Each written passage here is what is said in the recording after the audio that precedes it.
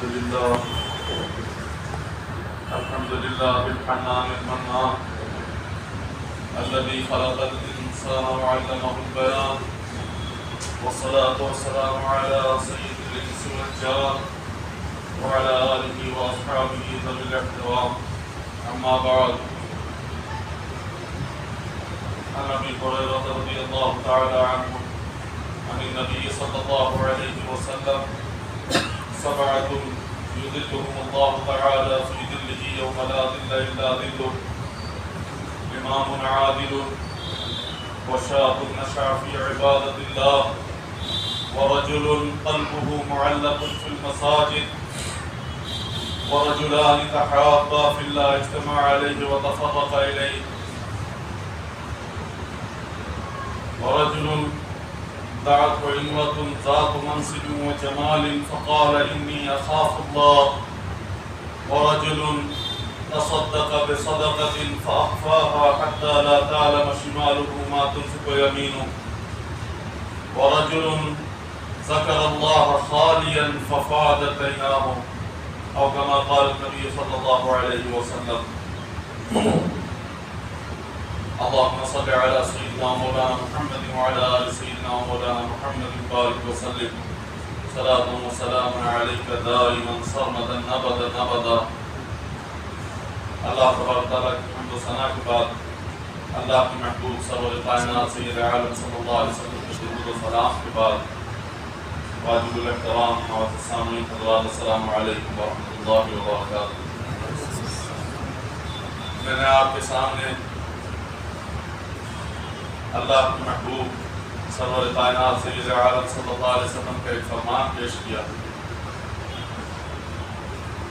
حضور فرماتے ہیں کہ 7 اشخاص، 7 لوگ، 7 قسم کے لوگ ایسے ہوں گے اور قیامت کے دن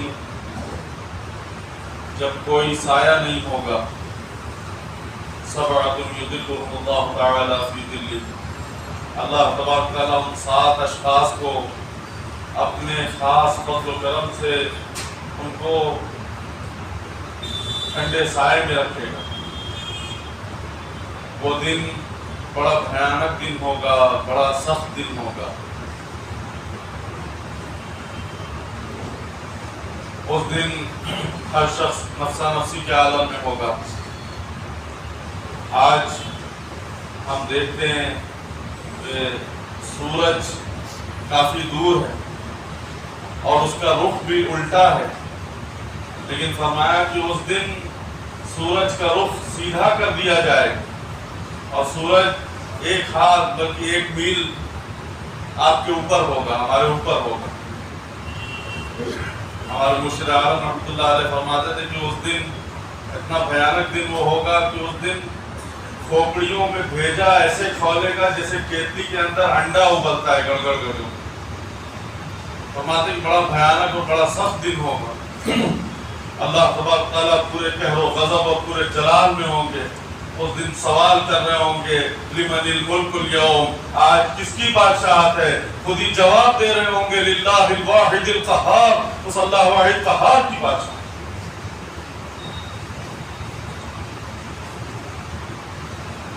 آج زمین کے اندر قوت جاذبہ ہے، زمین گرمی کو، شدت کو، حرارت کو جذب کرتی ہے. بارش ہوتی ہے نا تو پانی دیکھتے ہو جذب کرتی ہے. اس دن فرمایا کہ زمین تانبے کی ہوگی، جذب کرنے کی بجائے الٹا ہوا گرمی کو اگلے گی، پلٹ کر واپس پھینکے گی. فرماتے کہ ہر شخص پسینے میں شرابور ہوگا اپنے اپنے اعمال بد کے مطابق، کوئی ٹخنوں تک، کوئی گھٹنوں تک، کوئی کمر تک، کوئی حتیٰ کہ پورا پورا اس پسینے میں ڈوبا ہوا ہو. اور فرمایا کہ وہ پسینہ ایسا ہوگا کہ اس میں اتنی حدت اور گرمی ہوگی کہ اس پسینے کو، اس کی 1 بوند اگر آج احد پہاڑ کے اوپر ڈال دیا جائے، 1 بوند، فرماتے کہ اس کی حدت اور گرمی سے احد پہاڑ پگھل جائے اور بدبودار اتنا ہوگا کہ اس کی 1 بوند اگر آج اس دنیا میں ڈال دی جائے، انسان تو انسان، جانوروں کے دماغ بدبو سے پھٹ جائیں. ایسا بھیانک ہوگا، لیکن فرمایا کہ اس بھیانک اس تکلیف والے دن میں 7 قسم کے ایسے لوگ ہیں جن کو اللہ تبارک تعالیٰ اپنے سائے میں رکھے گا۔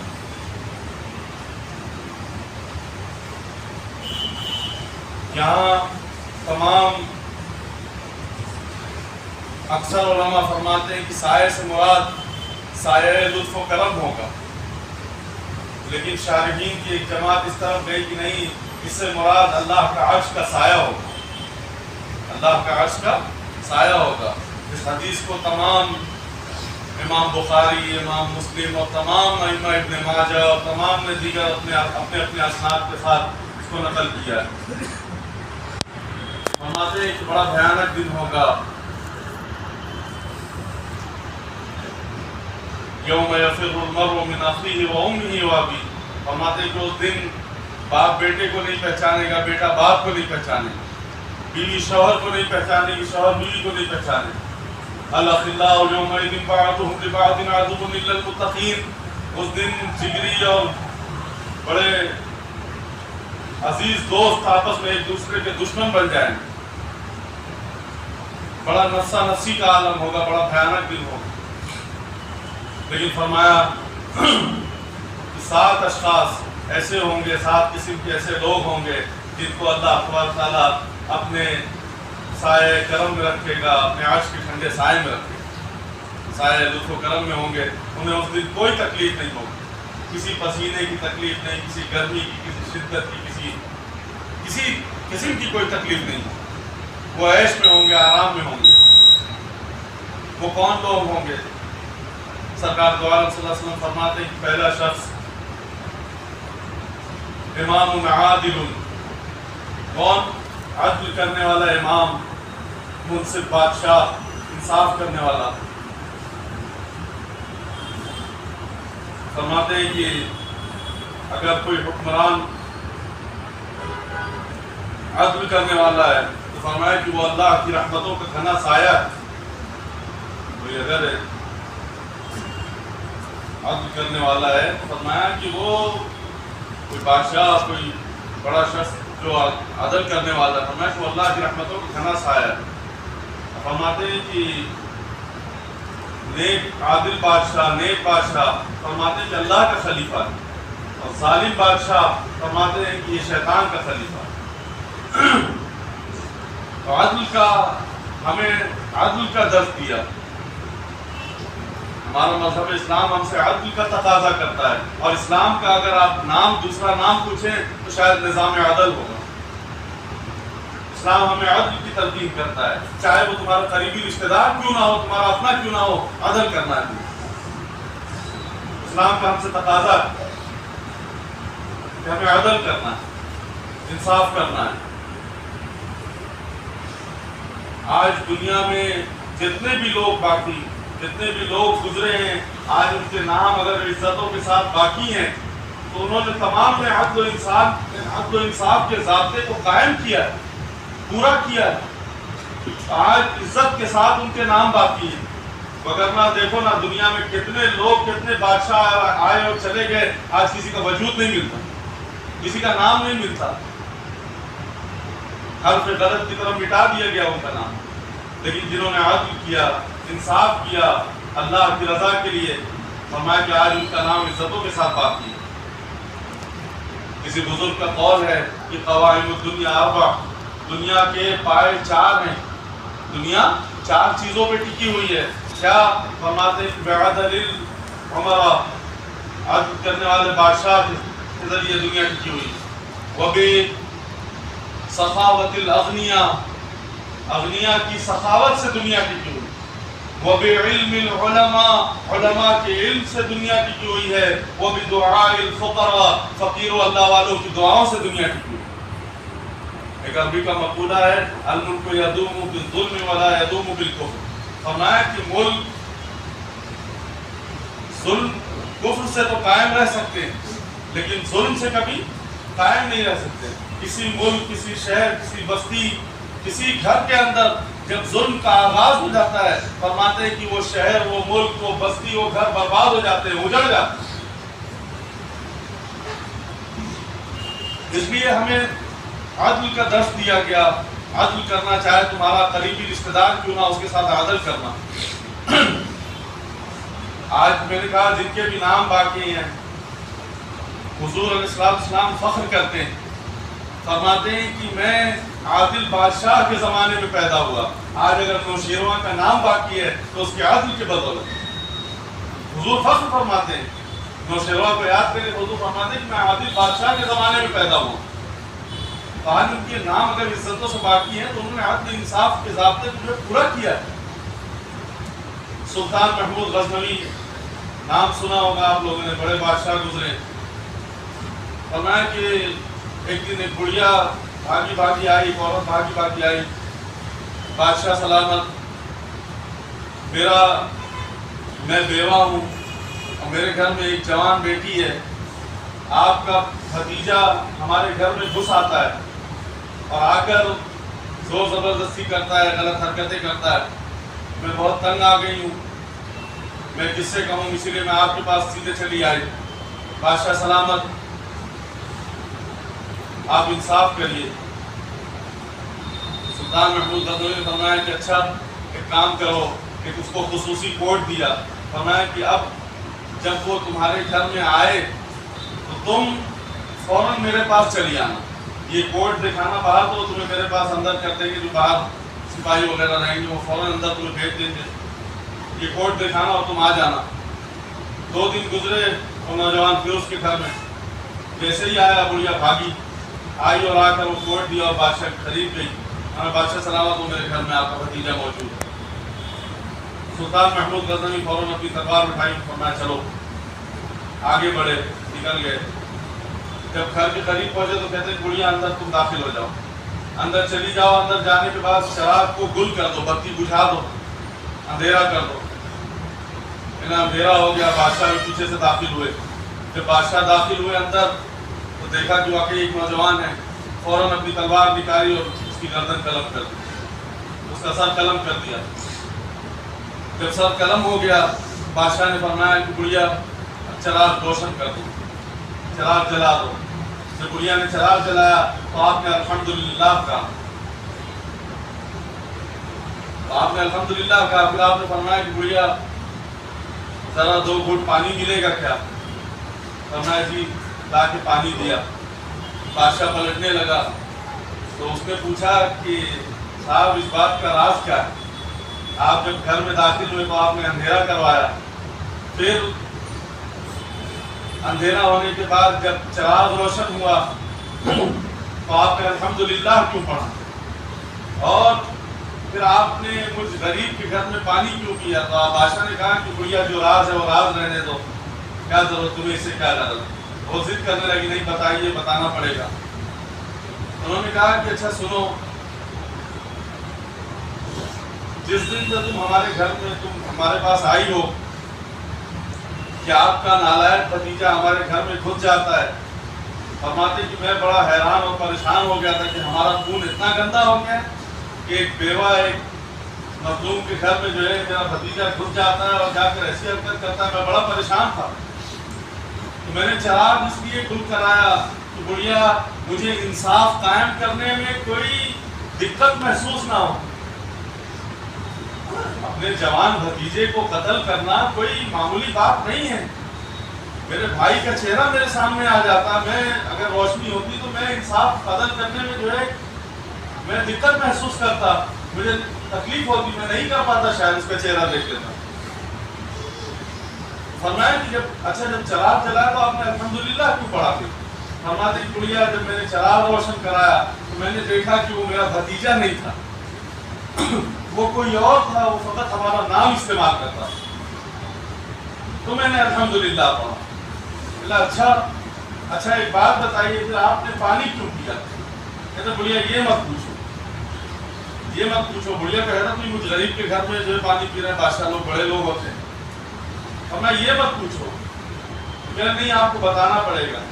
کہ اچھا سنو بڑھیا، اس دن سے جب تم آئی میرے گھر میں، جب سے تم میرے پاس آئی اور تم نے مجھ سے کہا کہ آپ کا نالائق بھتیجا ہمارے گھر میں گھس جاتا ہے، اس دن سے میں اتنی پریشانی میں تھا. اس دن میں نے ٹھان لیا کہ جب تک ظالم کو اس کے انجام تک نہیں پہنچا دیتا نہ میں کچھ کھاؤں گا نہ میں کچھ پیوں گا۔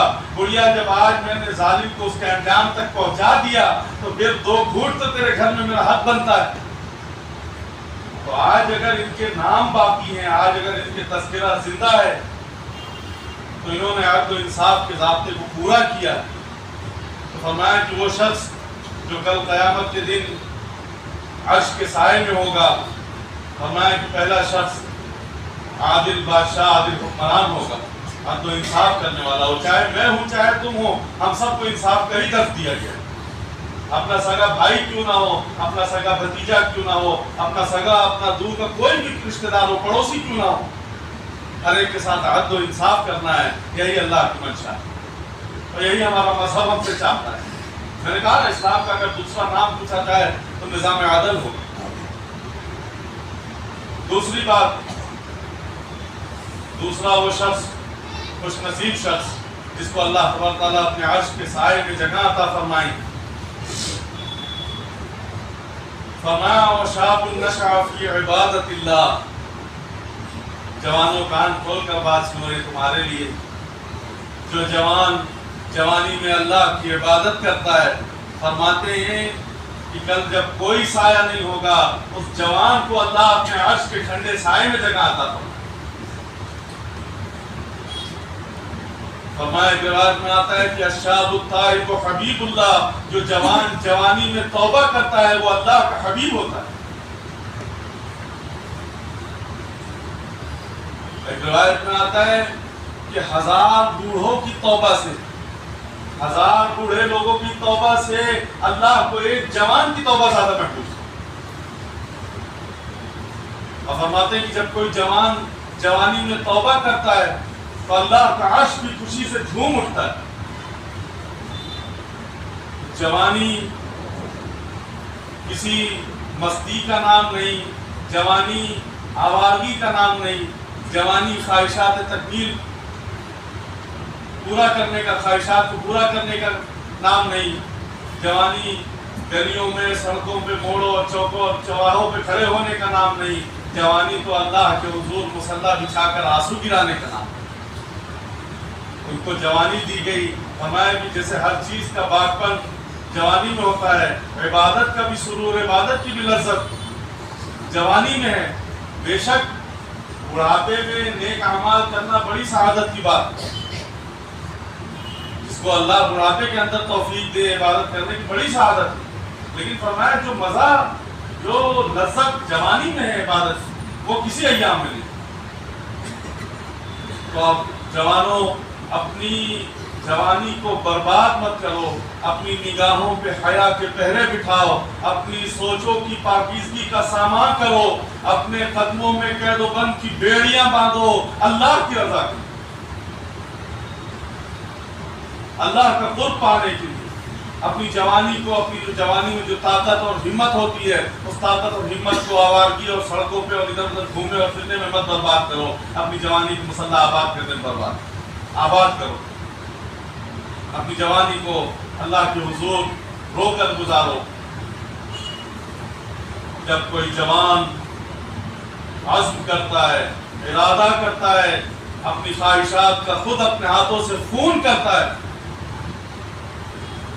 فرمایا نا کہ جب خواہشات کا ہجوم ہو، خواہشات کا عروج ہو، اس وقت کوئی جوان ارادہ کرے، اپنی خواہشات کا، اپنے نفس کا اپنے ہاتھوں سے خون کرے، ختم کرے اللہ کی رضا کے لیے، فرماتے کہ وہ اللہ کا ولی ہوتا ہے۔ جوانی کی عبادت اللہ کو زیادہ محبوب ہے، اور فرمایا کہ عبادت کا مفہوم تو بہت وسیع ہے۔ افضل العبادت کیا ہے؟ افضل عبادت فرمایا الصلاۃ، نماز ہے، لیکن عبادت کا مفہوم بہت وسیع ہے، وسعت والا ہے، صرف نماز تک محدود نہیں ہے عبادت۔ کسی نے فرمایا کہ اپنی رضا کو اللہ کی رضا میں گم کر دینا، یہ عبادت۔ کیا مطلب؟ کہ جب خواہشات کا ہجوم تھا، بالکل تمنائیں عروج پہ تھی، اس وقت اپنی رضا کو اللہ کی رضا میں گم کر دیا، اپنی خواہشات کو ایک طرف کیا اور یہ دیکھا کہ میرے اللہ کی منشا کیا ہے، میرے اللہ کی رضا کیا ہے، اپنی تمام خواہشات کو، اپنی تمام تمناؤں کو ایک طرف کر کر سحری کے وقت اٹھ کر مصلی بچھا کے اللہ کے حضور آنسو بہاتا ہے، اللہ کا قرب چاہتا ہے، اللہ کی ولایت چاہتا ہے۔ فرمایا کہ اللہ کی رضا میں آپ اکثر بیانوں میں ہو سکتا ہو سنے ہو، عبد کو کیا کہتے ہیں؟ بندہ کہتے ہیں۔ بندے کا معنی غلام۔ ہم اللہ کے عبد ہیں، اللہ کے بندے ہیں، ہم اللہ کے غلام ہوئے۔ ہم نے اگر کہہ دیا کہ لا الہ الا اللہ نہیں ہے کوئی سوائے اللہ کے، پھر یہ نفس کیوں ہے ہمارے سینوں کے اندر؟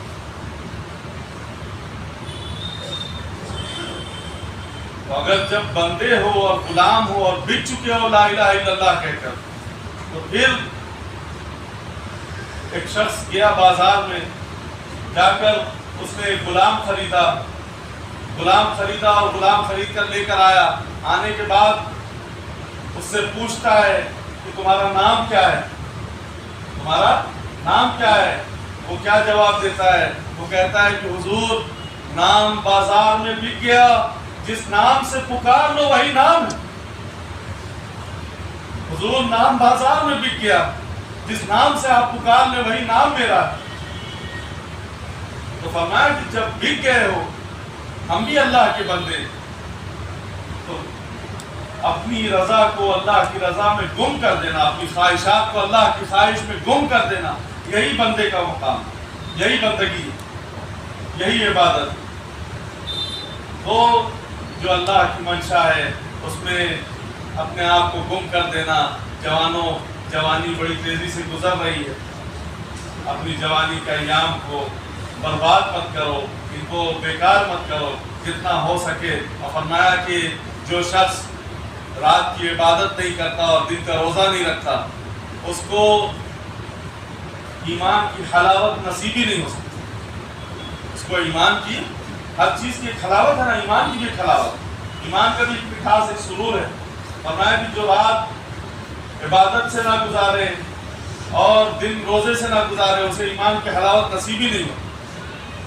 آج کتنے جوان ہیں جن کو بڑی ہمت اور طاقت ہے، جو جم میں جاتے ہیں اور پتہ نہیں کیا کوئی ورزش کرتے ہیں اور بہت کچھ کرتے ہیں۔ اتنی طاقت اور اتنا سب کچھ ہونے کے باوجود اپنی طاقت کیوں ادھر ادھر برباد کرتے ہو؟ کیوں نہیں دن میں جو ہے روزے رکھتے؟ کیوں نہیں راتوں کو جو ہے یہ خیال پیدا کرتے ہو کہ آج 100 رکعت نفل پڑھوں گا اللہ کی رضا کے لیے، اللہ کا قرب حاصل کرنے؟ کیوں نہیں آج بیٹھ کر جو ہے 4-5 پارہ جو ہے تلاوت کروں گا؟ کیوں نہیں آج کیوں فالتو سڑکوں پہ اور ادھر موڑوں پہ اور چوراہوں پہ بیٹھتے ہو؟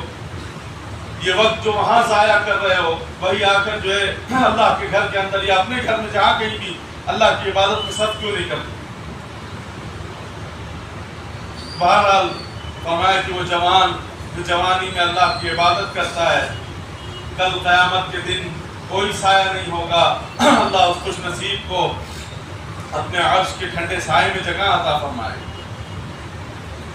میں بات کو جلدی سمیٹتا ہوں، وقت زیادہ ہو جائے گا۔ تیسرا شخص، خوش نصیب شخص، اللہ حضور فرماتے ہیں کہ وہ خوش نصیب جس کو اللہ اپنے عرش کے سائے میں جگہ عطا فرمائے گا، وَرَجُلٌ قَلْبُهُ مُعَلَّقٌ فِي الْمَسَاجِدِ، وہ شخص جس کا دل مسجد کے ساتھ لٹکا ہوا، وہ شخص جس کا دل مسجد کے ساتھ لٹکا ہو، رہتا ہی مسجد میں وہ بندہ، ہر وقت مسجد میں، جب دیکھا جائے تو مسجد میں ملتا ہے۔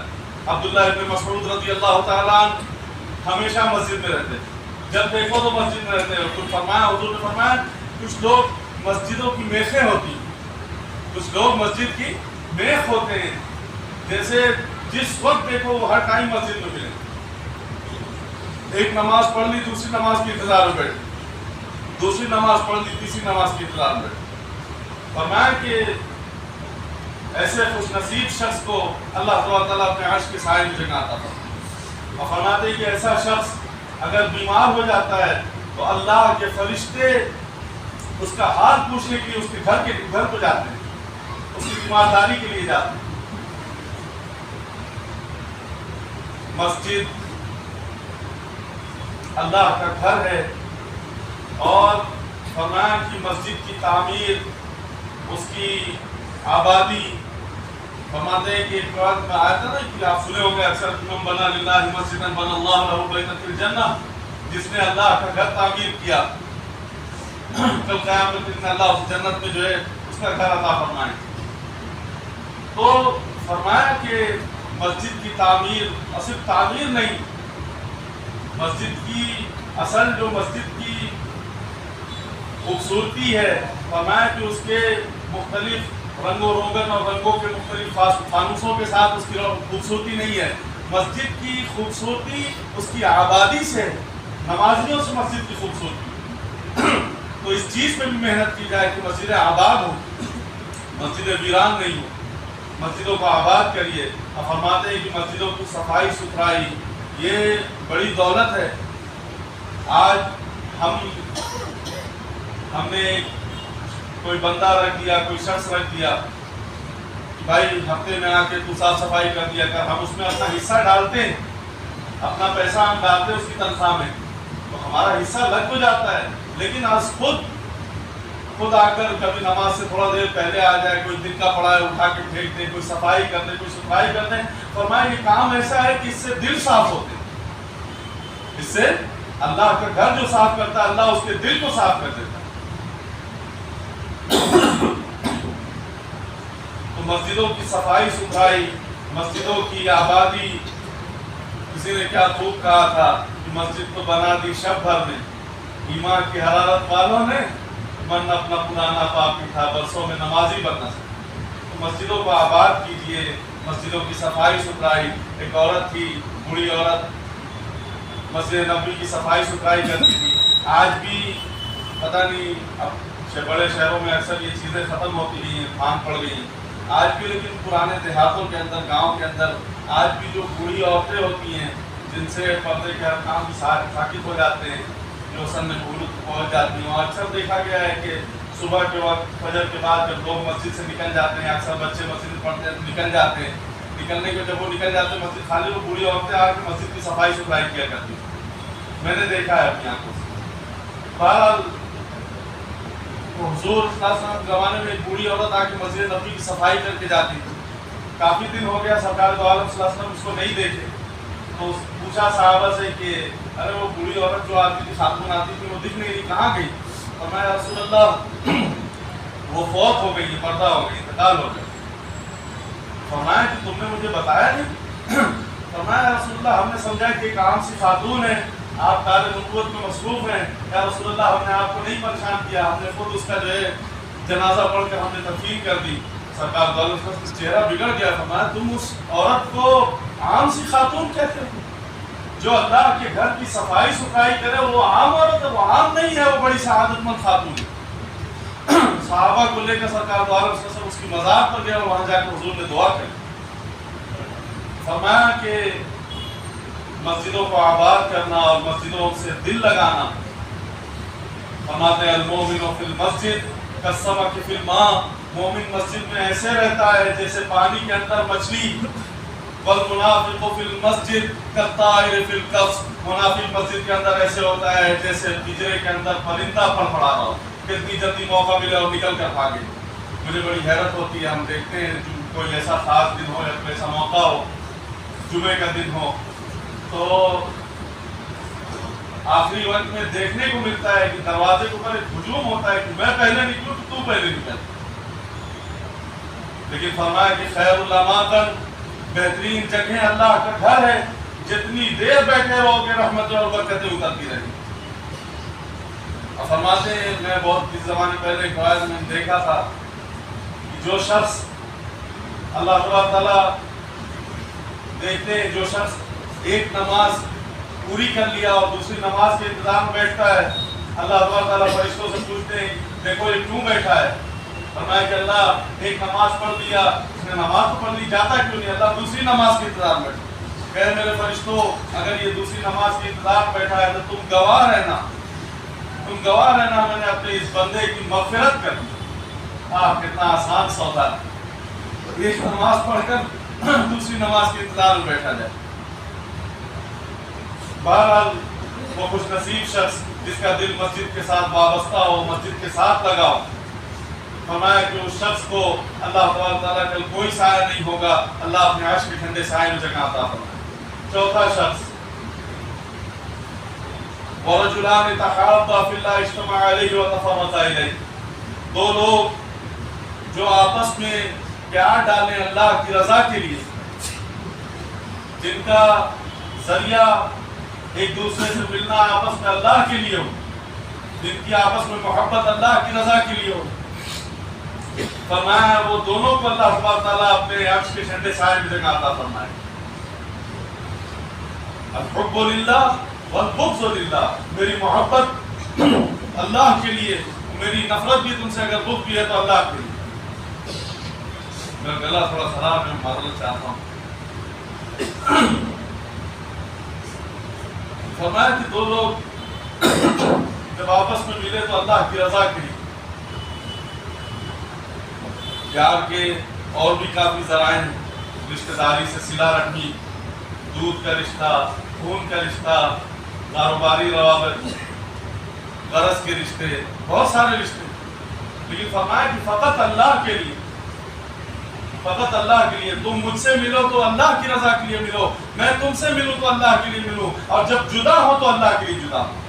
فرمایا ویسا خوش نصیب شخص، اس کو اللہ اپنے عرش کے ٹھنڈے سائے میں جگہ عطا فرمائے۔ کتنا آسان سودا ہے، اے لوگوں آج سے اپنی نیتیں بدل لو، ایک دوسرے سے پیار ڈالو، ایک دوسرے سے پیار کرو تو اللہ کے لیے، ایک دوسرے سے ملو تو اللہ کے لیے۔ روایت میں آتا ہے، حدیث پاک میں آتا ہے کہ ایک شخص اگلی بستی کو اپنے ایک ساتھی سے ملنے جا رہا تھا، اپنے ایک دوست سے ملنے جا رہا تھا، تو بشکل انسان ایک فرشتہ آ کر اس کے پاس کھڑا ہوتا ہے اور آ کر کہتا ہے کہ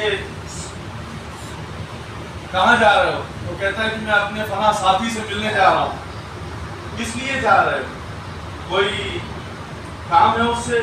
کوئی کام نہیں۔ کوئی حاجت ہے تمہیں اس سے؟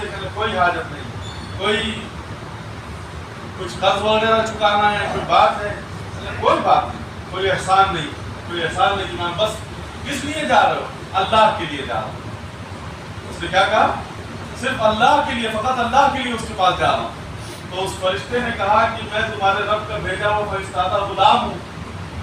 اللہ نے فرمایا کہ اگر وہ میری محبت کے لیے، میری رضا کے لیے اس اپنے اگلے ساتھی سے ملنے جا رہا ہے تو کہہ دو کہ میں نے اس کو بھی بخشا، اور وہ جس سے ملنے جا رہا ہے میں نے اس کو بھی بخشا۔ تو ہمارا ایک دوسرے سے تعلق فقط اللہ کے لیے ہو، میں آپ سے ملوں تو اللہ کے لیے ملوں، آپ مجھ سے ملے تو اللہ کے لیے ملے، اور ہم جب جدا ہو تو اللہ کے لیے جدا ہو۔ ہمارے خوش نصیب ہے وہ شخص، اس کو اللہ تبارک تعالیٰ اپنے عرش کے ٹھنڈے سائے میں جگہ عطا فرمائے۔ الحمدللہ یہ بات اپنے سلسلے کے اندر دیکھتا ہوں، کہیں نہ کسی حد تک الحمدللہ اس بات کو اس سلسلے کے اندر دیکھتا ہوں۔ بہرحال خیر، پانچواں شخص، میں بات کو سمیٹتا ہوں جلدی، پانچواں شخص خوش نصیب شخص، فرمایا کہ ورجل دعته امرأة ذات منصب وجمال فقال إني أخاف الله۔ ایک روایت میں آتا ہے ذات حسب وجمال فقال إني أخاف الله۔ کسی شخص کو، کسی مرد کو، کسی عورت نے دعوت گناہ دی، اور وہ عورت منصب والی ہو، عہدے والی ہو، کہ حسب نسب والی ہو اور جمال والی ہو، خوبصورت ہو، اس نے دعوت دی ہو گناہ کی، اور آگے سے وہ شخص کہہ دے انی اخاف اللہ، مجھے میرے اللہ سے ڈر لگتا ہے۔ فرماتے ہیں کہ وہ خوش نصیب شخص کل قیامت کے دن کوئی سایہ نہیں ہوگا، اللہ اسے اپنے عرش کے ٹھنڈے سائے میں جگہ عطا فرمائے۔ جب حسن خود قدموں میں بچھ رہا ہو تو اپنے آرزوؤں پہ، اپنے جذبات پر قابو کون رکھے؟ جب حسن خود بڑھ کر پیشکش کر رہا ہو تو اپنے جذبات پہ قابو کون رکھے؟ لیکن خوش نصیب ہے وہ مجاہد، خوش نصیب ہے وہ اللہ کا بندہ جس کے سینے کے اندر اللہ کا خوف ہے، اور وہ آگے سے کہہ دیتا ہو کہ مجھے اللہ سے ڈر لگتا ہے۔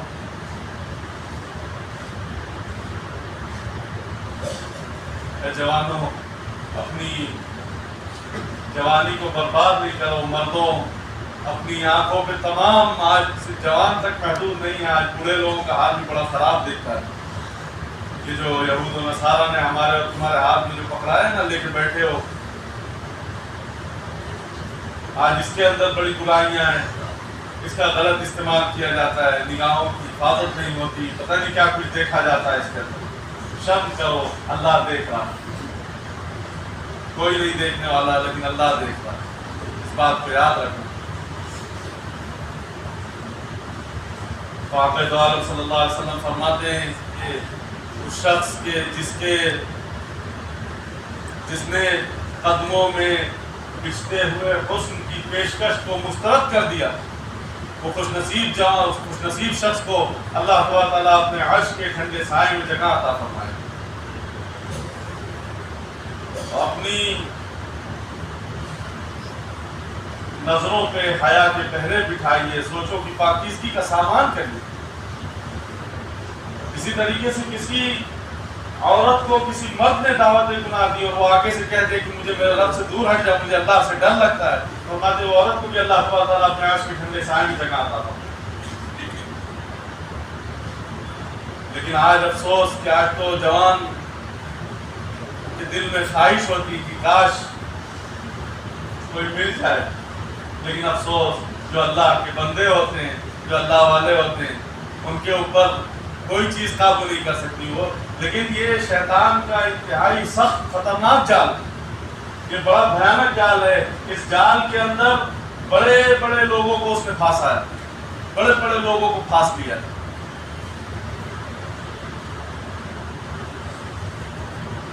امام یافعی اپنی کتاب الروضۃ الریاحین کے اندر لکھتے ہیں، فرماتے ہیں کہ ایک نوجوان تھا، بڑا خوبصورت تھا، بڑا حسین و جمیل تھا، بڑا خوبصورت تھا، اور وہ اپنے تن کا بھی خوبصورت تھا اور من کا بھی خوبصورت. اس کا دل بھی بڑا ستھرا تھا، بڑا پاک تھا. فرماتے وہ ایک دکان کے اندر کام کرتا تھا، ایک دکان میں کام کرتا تھا. تو ایک عورت گئی اور وہ حسب نسب والی تھی، بڑے منصب والی تھی، وہ بھی خوبصورت تھی. وہ جب دکان پہ گئی تو اس جوان کے اوپر نظر پڑی تو اس کا دل اس پہ آ گیا، اس جوان پہ آ گیا. وہ جانے کے بعد جا کے کہتی ہے کہ اس کو کیسے پھانسوں. اگلے دن پھر جاتی ہے، جا کر اس کے دماغ میں ایک ترکیب چلی، شیطان نے ترکیب ڈالی. جا کر کہتی ہے کہ خوب زیادہ سارے اس نے کپڑے خرید لیے، خوب کپڑے خرید لیے. کپڑے خریدنے کے بعد کہتی ہے کہ دکان کے مالک سے کہ یہ میرا گٹھر بڑا بھاری ہو گیا ہے، بڑا وزنی ہو گیا ہے، ذرا اس نوجوان کو بولو کہ یہ گٹھر میرے گھر تک پہنچا ہے، میرے گھر تک چھوڑ دے. دکان کا جو مالک تھا وہ اس کی نیت سے آشنا نہیں ہو سکا، پہچان نہیں سکا. اس نے کہا کہ جوان بیٹا یہ لے جاؤ اور جا کر یہ گٹھر اس کے گھر تک چھوڑا. اس نے نظر اٹھا کے نہیں دیکھا، لیکن گٹھر اٹھائی اور دے کر اس کے پیچھے پیچھے چلا گیا. جا کر اس نے گھر کا دروازہ کھولا، کہا کہ لے جاؤ اندر فلاں کوٹری کے اندر، فلاں کمرے کے اندر لے جا کر گٹھر رکھ دو. اس نے جیسے ہی اندر گھس کے دوسرے کمرے کی طرف وہ گیا، آگے بڑھا، اس نے ادھر سے دروازے کو مقفل کر دیا، بند کر دیا، لاک کر دیا. اور وہ جب پلٹ کر آتا ہے باہر نکلنے کے لیے تو کہتی کہ اب میں تجھے جانے نہیں دیتی ہے، اتنے سارے کپڑے، یہ تو ایک حربہ تھا، ایک ترکیب تھی تمہیں لے کے آنے کی. اس کو دعوت گناہ دیتی ہے. یہاں تک فرمایا کہ حیا سوز لباس بھی اتار دے گا، اور فرماتی کہ میرے قریب آؤ. لیکن آگے سے وہ اپنی نظروں کو جھکائے ہوئے نظر اٹھا کے دیکھتا نہیں، اپنی نظروں کو، نظرے پہ حیا کی پٹی باندھا ہوا ہے. کہتا ہے کہ نہیں، پیچھے پڑی ہوئی ہے. آگے سے جواب دیتا ہے میں کیا کروں، میں تیری بات مان لیتا لیکن مجھے اللہ سے ڈر لگتا ہے.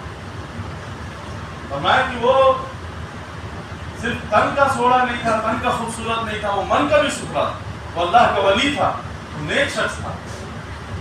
فرمایا میں تیری بات مان تو لیتا لیکن مجھے اللہ سے ڈر لگتا ہے. وہ کہتی کچھ بھی ہو میں آج تجھے جانے نہیں دیتی، بس تجھے آج میرے ساتھ ملنا ہے، ملاقات کرنا ہے، بس آج میں چھوڑتی نہیں تھی. وہ دلی دل میں اللہ سے دعا کرتا ہے مولا آج تک تو بچا آیا ہوں، اللہ آج تک تو اپنی عزت کی حفاظت کی، اپنی نگاہ کی حفاظت کی ہے. اللہ کہیں ایسا نہیں کہ شیطان مجھے پھانس دے. میں نے کہا نا شیطان کا انتہائی سخت جال ہے، لیکن فرمایا کہ نور کو رسیوں میں جکڑا نہیں جا سکتا۔ وہ دعا دل میں دعا کرتا ہے تو اس کے اندر ایک ترکیب پیدا ہوتی ہے، خیال آتا ہے، وہ کہتا ہے کہ اچھا رک، میں تیری بات سنتا ہوں تو کیا کہہ رہی ہے، واش روم کدھر ہے، ٹوائلٹ کدھر ہے، مجھے ذرا تھوڑی دیر کے لیے جانے دے، میں ہو کر آتا ہوں پھر تجھ سے بات کرتا ہوں۔ وہ سمجھی کہ لگ رہا ہے مان گیا ہے، کہتی ہاں فلاں وہ دیکھو سامنے واش روم میں ٹوائلٹ ہے، جاؤ وہاں چلے جاؤ۔ وہ اندر جاتا ہے، اندر جانے کے بعد پاخانہ کرتا ہے، پاخانہ کرنے کے بعد ہاتھوں پہ لے کر اس پورے پاخانے کو اپنے جسم پہ مل لیتا ہے، مل کر جب باہر نکلتا ہے تو پورے جسم سے بدبو اٹھ رہی ہوتی ہے۔ عورت دیکھتے ہی اس کو دیکھ کے اس کا نشہ اتر جاتا ہے اس عورت۔ وہ کہتی ہے کہ تو میں سمجھتی تھی کہ بڑا ہوشیار سمجھدار ہے، تو کوئی دیوانہ اور مجنون شخص نظر آتا ہے، بھاگ یہاں سے میرے گھر کو۔ دروازہ کھولتی ہے اس کو فوراً بھگا دیتی ہے۔ جب وہ باہر نکلتا ہے تو دل میں مسکراتا ہے کہ اللہ میرا جسم تو گندا ہو گیا، اللہ میرا باطن جو ہے پاک رہ گیا، اللہ میری روح پاک رہ گئی، اللہ تیرا شکر و احسان، وہ اللہ کا شکر و احسان ادا کرتا ہے۔ اور فرماتے ہیں کہ آگے جا کر ایک چشمے پہ جا کر وہ غسل کرتا ہے، پاک اور صاف ہوتا ہے۔ فرماتے ہیں کہ جب تک وہ شخص زندہ رہا اس کے جسم سے مشک اور عنبر کی خوشبو آتی ہے۔ یہاں تک فرمایا امام نے کہ جب اس کا انتقال ہو گیا اس کی قبر کی مٹی سے وہ خوشبو آتی ہے۔ اس کا نام بعض روایتوں میں مغیرہ بتایا جاتا ہے، مغیرہ مشکی نام پڑ گیا۔ تو جس شخص کو دعوت گناہ دی جائے، دیکھو نا وہ انبیاء جیسی صفت رکھتا ہے، نبیوں والی صفت رکھتا ہے۔ یوسف علیہ السلام کو زلیخا نے دعوت دی تھی نا، ساتھ کوٹری کے اندر لے جا کر اپنے جو معبود تھا، اس کا جو خدا تھا، اس کے اوپر کالا کپڑا اڑا کر پہنا کر کہتی یوسف میرے قریب آ جاؤ۔ قالت حیت لک قال معاذ اللہ، میں تیری بات مان لیتا لیکن اللہ کی پناہ ہے، مجھے اللہ سے ڈر لگتا ہے، میں اللہ کی پناہ میں آپ کو دیتا ہوں۔ اور میں تیرے خدا کے اوپر تو نے کپڑا ڈال دیا، وہ تو نہیں دیکھتا، لیکن میرا خدا تو ساتویں کوٹری کے اندر بھی دیکھ رہا۔ تو فرمایا کہ جو شخص جس کو حسن کی دعوت دی جائے، برائی کی دعوت دی جائے، اور کوئی عورت دعوت دے جو ذات و منصب والی ہو، حسب نسب والی ہو، خوبصورت ہو، اور وہ آگے سے یہ کہہ کر اس کی بات کو، حسن کی پیشکش کو ٹھکرا دے کہ مجھے اللہ سے ڈر لگتا ہے، اس شخص کو اللہ اپنے عرش کے ٹھنڈے سائے میں جگہ عطا فرمائے۔ چھٹی بات، چھٹا شخص جس کو اللہ تبارک تعالیٰ اپنے عرش کے سائے میں جگہ عطا فرمائے گا، وَرَجُلٌ تَصَدَّقَ بِصَدَقَةٍ فَأَخْفَاهَا حَتَّى لَا تَعْلَمَ شِمَالُهُ مَا تُنْفِقُ يَمِينُهُ۔ جس شخص نے صدقہ کیا، یہ بڑا آسان سودا ہے جو بتا رہا ہوں، دل کے کانوں سے سنو، فائدہ ملے گا۔ وَرَجُلٌ تَصَدَّقَ بِصَدَقَةٍ فَأَخْفَاهَا حَتَّى لَا تَعْلَمَ شِمَالُهُ مَا تُنْفِقُ يَمِينُهُ۔ جس شخص نے صدقہ کیا اور اتنا مخفی کیا، اتنا خفیہ کیا کہ دائیں ہاتھ سے کیا اور بائیں کو پتہ نہ چلا، فرماتے ہیں اس شخص کو اللہ تبارک تعالیٰ اپنے عرش کے ٹھنڈے سائے میں جگہ عطا فرمائے۔ ضروری نہیں کہ صدقہ 1000 دیا جائے یا 1,00,000 دیا جائے، صدقہ 1 روپیہ بھی دیا جا سکتا۔ اور فرمایا کہ تم میری راہ میں 1 خرچ کرو، میں 10 واپس کروں۔ آج ہمیں ہمارا اکاؤنٹنٹ بتاتا ہے کہ یہاں سے اتنا نکالیں گے تو اتنا کم ہوگا، شیطان کہتا ہے کہ تم اتنا دو گے تو اتنا تمہارا مال کم ہو جائے گا، لوگ کہیں گے کہ میاں اتنا دینے سے اتنا مال کم ہو جاتا ہے، لیکن تمہارا رب مغفرت، بخشش اور رزق میں فراخی کا وعدہ دیتا ہے۔ اللہ فرماتا ہے کہ تم 1 دو میری راہ میں 10 لوٹا کے دوں گا، واپس دوں گا۔ تو صدقہ دینے سے مال گھٹتا نہیں ہے، مال بڑھتا ہے۔ اس بات کو یاد رکھنا، اس بات کو یاد رکھنا کہ صدقہ دینے سے مال گھٹتا نہیں، مال بڑھتا ہے۔ اور جس نے صدقہ کیا اور اتنا مخفی کیا، فرمایا کہ صدقہ کھلا بھی کوئی ممانعت نہیں ہے، دیا جا سکتا ہے، لیکن ریاکاری، دکھلاوا اللہ کو پسند نہیں۔ دکھاوے کے لیے کوئی چیز دینا، دکھلاوا کرنے کے لیے، اگر دکھاوے کی، اگر ریاکاری کی ایک رائی کے دانے کے برابر بھی تمہارے دل کے اندر کہیں پنپ گئی ریاکاری، تو پھر مسجد کی دیے تو وہ ضائع ہو جائے گا، بیکار ہو جائے گا۔ لیکن ریاکاری نہیں ہو، دکھلاوا نہیں ہو تو کھلا کھلا بھی بعض دفعہ کوئی فنڈ جمع کیا جاتا ہے نا کسی چیز کے لیے، یا کسی مسجد کے لیے، کسی مدرسہ کے لیے، کسی خانقاہ کے لیے، کسی بھی خیر کسی اچھی چیز کے لیے جو ہے پیسے وغیرہ جمع کیے جاتے ہیں، فنڈ جمع کیے جاتے ہیں۔ فرمایا کہ اس شخص اس وقت کوئی اس بات کے لیے، اس ترغیب کے لیے تاکہ لوگوں کو ترغیب ہو کہ میں پہلے اٹھ کر میں اتنا دوں گا، میری دیکھا دیکھی اگلے بھی اٹھیں گے، تو اس بات کے لیے اگر کوئی کرتا ہے جس میں اس کی کوئی ریاکاری دکھاوا نہیں ہو، کوئی بڑکپن نہیں دکھانا ہو، تو فرمایا کہ وہ چیز پسند ہے، وہ قبول ہے، اس میں کوئی ممانعت نہیں، کوئی خرابی نہیں۔ حضور نے فرمایا کہ من سن فی الاسلام سنۃ حسنہ فلہ اجرھا، جس نے اسلام میں کوئی نئی چیز رائج کی اور کوئی خیر کی چیز رائج کی اور اس کا دیکھا دیکھی اگلے نے بھی وہ عمل کیا، تو فرمایا کہ اس جب تک وہ عمل ہوتا رہے گا اس پہلے شخص کو اللہ تبارک تعالیٰ اجر دیتا رہے گا، تو کوئی ممانعت نہیں ہے۔ لیکن مخفی دینا، پہلے زمانے کے اندر بزرگ لوگ کسی کے گھر میں کوئی ایسا پریشان حال ہوتا تھا تو اس کے گھر میں پوٹلی باندھ کر چپکے سے پھینک کر آ جائے گا، پتہ بھی نہیں چلتا تھا، کسی نابینا شخص کے ہاتھ میں دھیرے سے پکڑا دیتے تھے، اس سے کلام نہیں کرتے تھے کہ میری پہچان نہیں، صدقہ اتنا خفیہ دیا جائے، فرمایا کہ دائیں ہاتھ سے تو بائیں کو خبر نہ۔ لیکن میں نے کہا نا شیطان آج کہتا ہے دنیا اتنا نکال کے اتنا دوں گا تو میرا اتنا کم ہو جائے، لیکن اللہ فرماتا ہے کہ نہیں، اللہ تم 10 دو، 1 دو کہ اللہ تمہیں 10 عطا کرے۔ اور کسی شخص کا اللہ پہ کامل یقین ہو، پختہ یقین ہو، وہ شخص بھی کتراتا نہیں، وہ ڈرتا نہیں۔ یہ مشاہدین اولیاء اللہ کی صفت رہی ہے۔ آپ دیکھیے، آپ نام سنے ہوں گے، رابعہ بصری سلام اللہ علیہ، بڑی ولیہ اللہ کی گزری تھی، فقیروں کے دروازے، ان کے ڈیرے پہ کافی لوگ آیا جایا کرتے تھے، اور فقیروں کی عادت ہوتی ہے کہ ان کے دروازے کوئی بھی آئے اور کھا کر جائے، بھوکا نہ جائے، بھلے کچھ کھائے لیکن کھا کر جائے، اللہ والوں کا مزاج ہوتا ہے، ان کے دروازے جو بھی آئے کچھ کھا کر جائے۔ غوث اعظم عبد القادر جیلانی رحمۃ اللہ علیہ فرماتے ہیں کہ آدھی فقیری، بھوکے کو کھانا کھلانا اور ننگوں کو لباس پہنانا، یہ آدھی فقیری ہے۔ اور یہ اللہ مشاہدین فرمایا کرتے ہیں کہ فقیری خدمت خلق کا نام، فقیری خدمت خلق کا نام ہے۔ یہ دلک اور گدلی پہن لینے سے جو ہے فقیری حاصل نہیں ہوتی، تو بتا 2000 جبے پہن کر بیٹھ جاؤ کوئی فقیری نہیں، فقیری تو خدمت خلق کا نام۔ اور رابعہ بصری، ان کے دروازے بڑے لوگ آیا کرتے تھے اور آ کر کھا کر جاتے تھے۔ ایک دن بیوی جان اما حضور جو ہے مصلے پہ بیٹھی ہوئی تھی، خادمہ تھی ان کی، دیکھا تو کچھ لوگ آ گئے، 5-6 لوگ آ گئے، اور جا کر باورچی خانے اور اس میں دیکھا کچن کے اندر تو ایک ہی روٹی موجود، تو آ کر کہتی ہے وہ خادمہ کہ اما حضور آج مہمان کچھ بیٹھے ہوئے ہیں اور ایک ہی روٹی ہے، کیا کریں، اور دوسرا کوئی چیز ہے نہیں۔ تو ہونا تو یہ چاہیے تھا کہ ایک ہے، 5-6 کا 4-5 کا اور انتظام کیا جائے، لیکن یقین دیکھیے، اذعان دیکھیے، اللہ پہ کیسا کامل یقین تھا۔ اللہ وہ یقین ہم سب کے اندر پیدا فرماتی ہے۔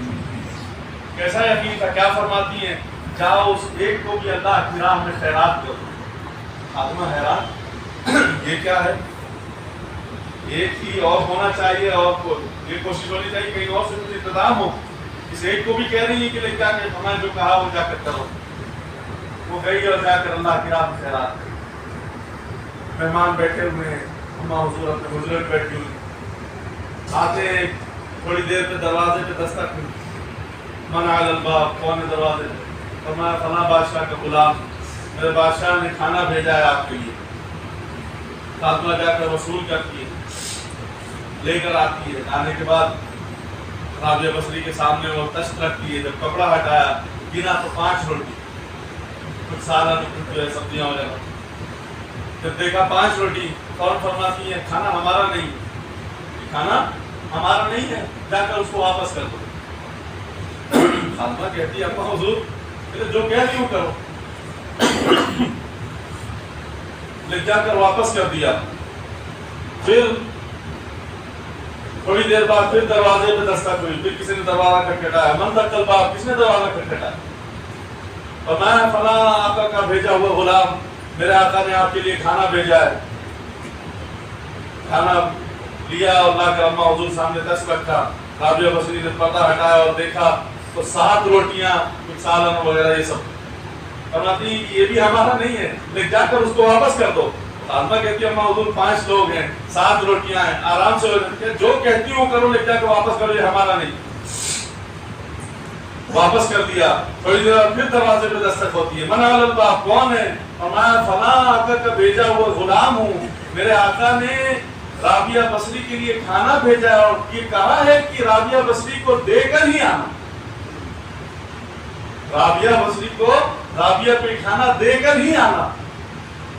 وہ لا کر جب دست رکھا اور جب پردہ ہٹایا تو گنی تو 10 روٹیاں، 10 روٹیاں۔ فرماتی ہاں یہ کھانا ہمارا ہے، یہ کھانا ہمارا۔ تو فاطمہ کہتی کہ اما حضور پہلے بھی جو 2 آئے تھے وہ بھی کہتے تھے آپ کا تھا۔ تو میں حیران ہوں اس بات سے کہ وہ جو 2 آئے تھے وہ بھی کہتے تھے آپ کا، آپ نے کہا ہمارا نہیں، یہ آیا تو آپ کہتے ہیں ہمارا۔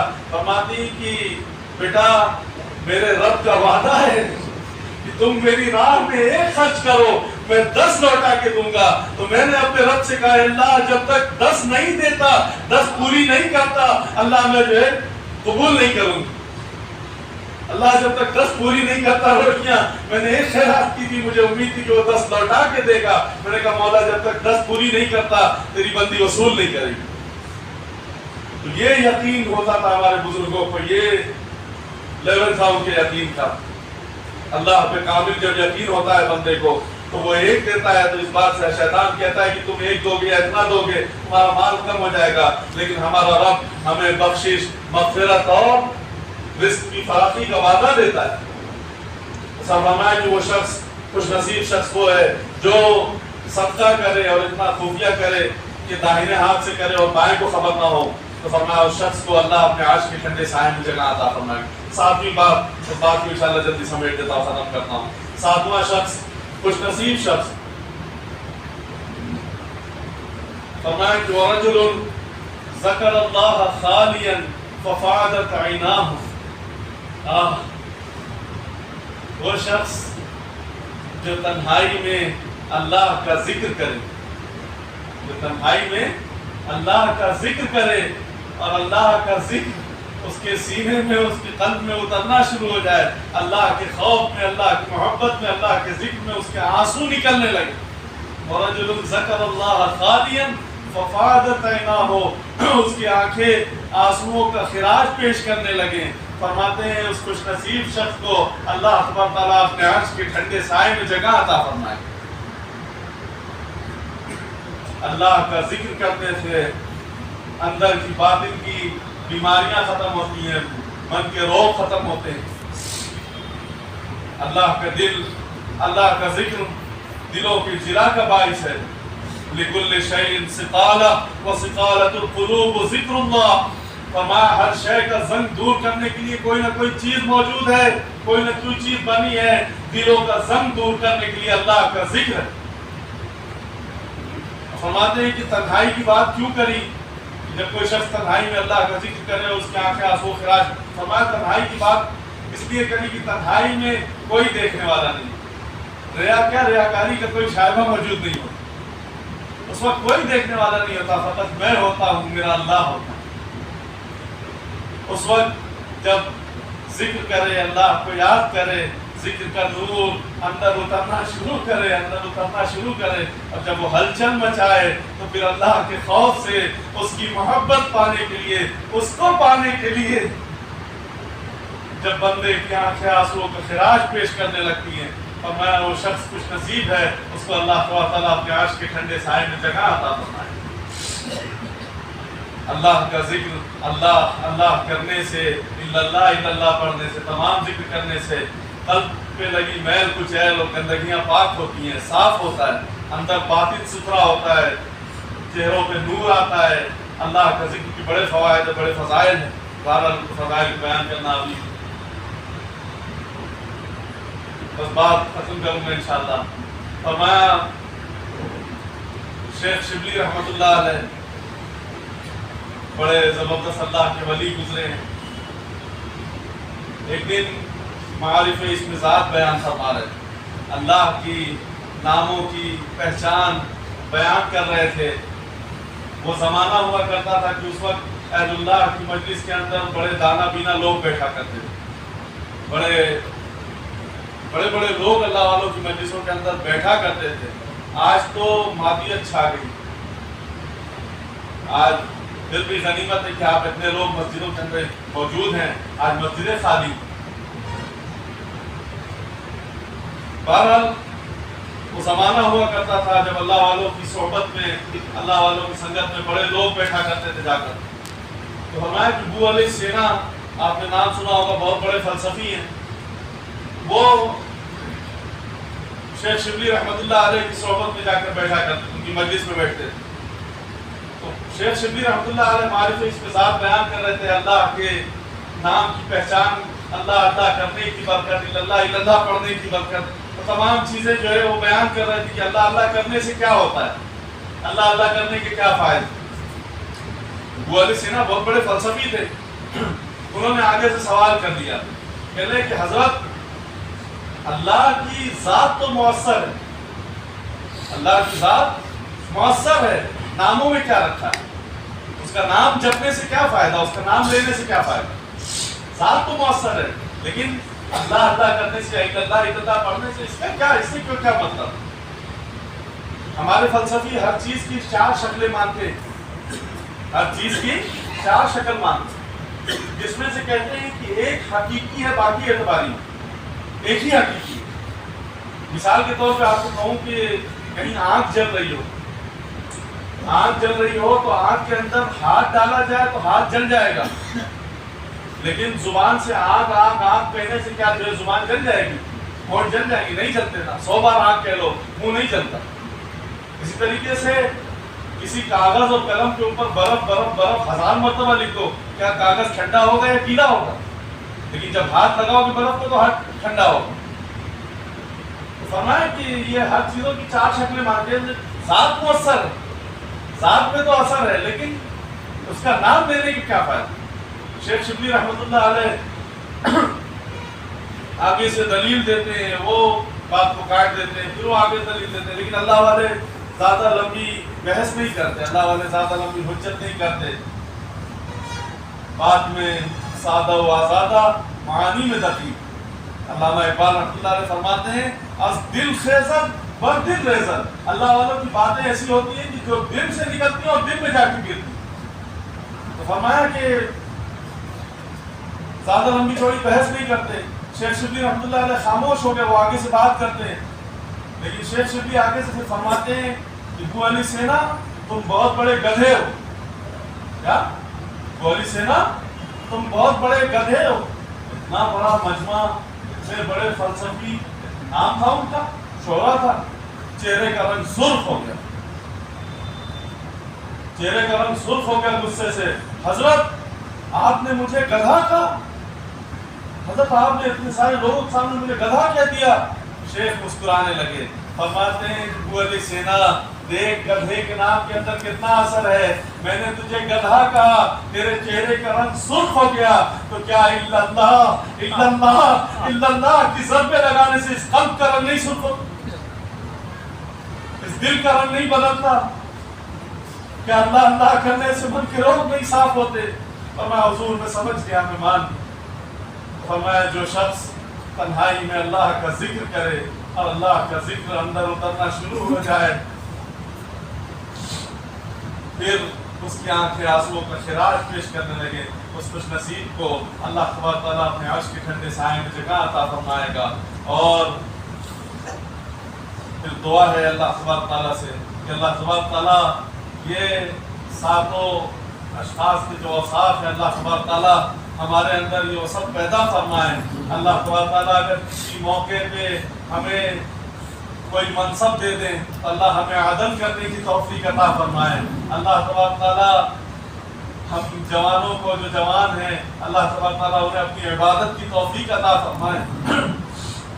اللہ تبارک تعالیٰ ہمارے دلوں کو مسجدوں سے لٹکا دے، ہمارا دل مسجد سے لٹک جائے، مسجد سے وابستہ ہو جائے۔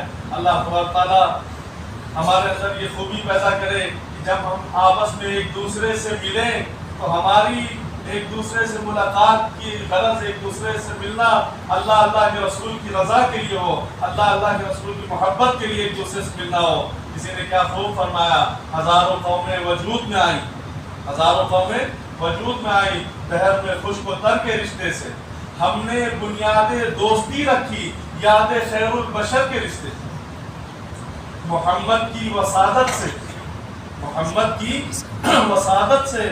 محبت تیری میری ہے، محبت اصل ہے ان کی، نہ تیری ہے نہ میری۔ تو اللہ تبارک تعالیٰ جب ہمیں آپس میں ایک دوسرے سے ملنے کی اور محبت کی توفیق عطا فرمائے، فقط اپنے محبوب کی رضا کے لیے اللہ توفیق عطا فرمائے۔ اللہ تبارک تعالیٰ ہمیں گناہوں سے بچنے کی توفیق عطا فرمائے۔ جب کوئی ہمیں دعوت گناہ دے ہم اس وقت کہہ دیں کہ ہمیں اللہ سے ڈر لگتا ہے، ہمارا دل چیخ اٹھے کہ انی اخاف اللہ، اللہ دیکھ رہا ہے، اللہ سے خوف کرو، اللہ سے ہم ڈرتے ہیں۔ اللہ ہمیں اندر یہ خوبی پیدا فرمائے۔ اللہ تبارک تعالیٰ ہمیں صدقہ کرنے کی توفیق عطا فرمائے۔ اللہ تبارک تعالیٰ اپنے ذکر کی توفیق عطا فرمائے تنہائی کے اندر، اور اپنی یاد میں اللہ ہمیں رونے کی توفیق عطا فرمائے۔ اللہ اپنی یاد میں تڑپنے والا دل عطا فرمائے۔ بس اللہ تبارک تعالیٰ ان تمام خوبیوں کو ہمیں ہمارے اندر پیدا فرمائے۔ اور اللہ تبارک تعالیٰ سے دعا ہے کل اس سختی والے اور بھیانک دن کے اندر اللہ تبارک تعالیٰ ہمیں اپنے عرش کے ٹھنڈے سائے میں جگہ عطا فرمائے، جس دن ہر شخص نفسا نفسی کے عالم میں ہوگا۔ اللہ تبارک تعالیٰ ہمیں ان خوش نصیبوں میں سے کرے جو اللہ کے عرش کے ٹھنڈے سائے میں کھڑے ہوں۔ اللہ تبارک تعالیٰ ہم سب کو آپ سب کو جزائے جزیل عطا فرمائے۔ اللہ تبارک تعالیٰ ہماری اس مجلس کو اور چھوٹی سی ملاقات کو اللہ قبول فرمائے۔ وآخر دعوانا الحمدللہ رب العالمین۔